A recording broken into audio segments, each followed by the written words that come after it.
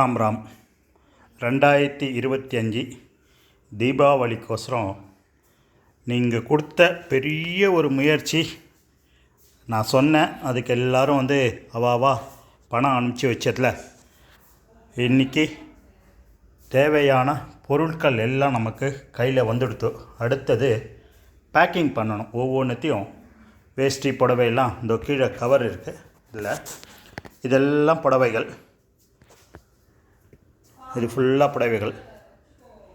இங்கே அந்த இடுகாட்டில் மயானத்தில் வேலை செய்கிறவாளுக்கு கைலி. இங்கே வேஷ்டி, இது ஃபுல்லாக வேஷ்டி துண்டு.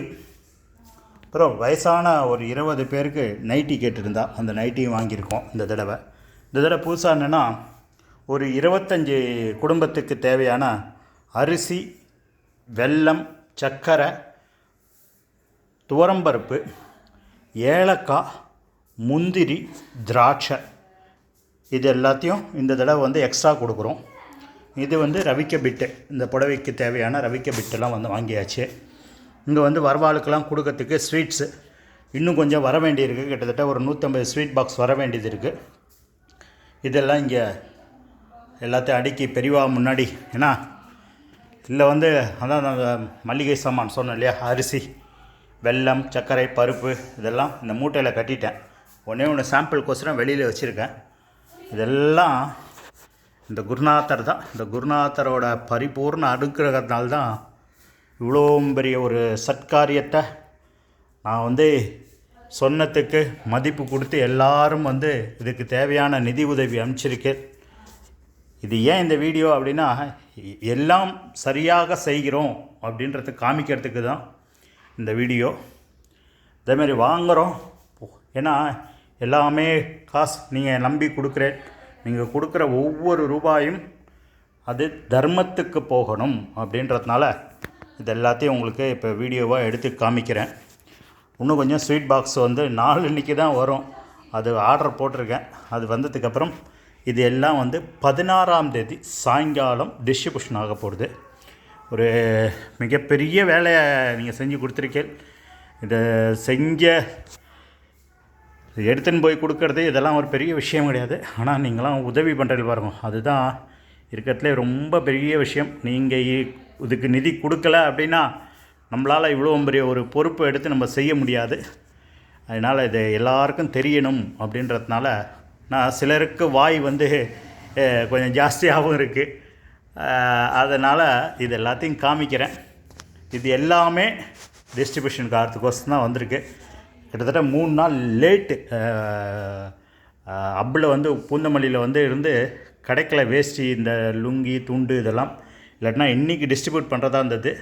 அதை கேன்சல் பண்ணிவிட்டு இப்போ 16ஆம் தேதி வச்சுருக்கோம். ஏன்னா இன்னும் ஸ்வீட்ஸும் கொஞ்சம் வரல. அதனால் அதெல்லாம் பார்த்துட்டு 16ஆம் தேதி சாயங்காலம் இது எல்லாத்தையும் டிஸ்ட்ரிபியூட் பண்ண போகிறோம். உங்களோட ஒரு பெரிய ஒரு ஒத்துழைப்பினால தான் அடியனால் இந்த காரியத்தை செய்ய முடிகிறது. அதுக்கோசரம் உங்களுக்கோசரம் காமிக்கணும் அப்படின்றதுக்கோசரம் அதை போடுறேன்.